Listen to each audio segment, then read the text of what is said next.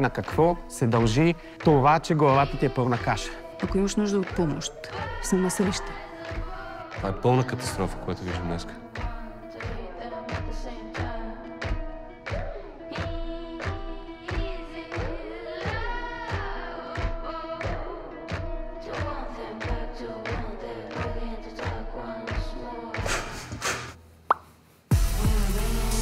Махай се.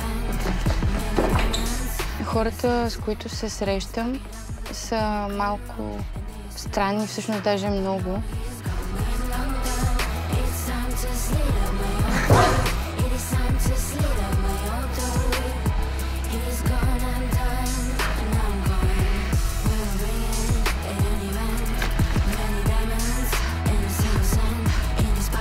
Аз не ви представих всъщност Сара и Алина.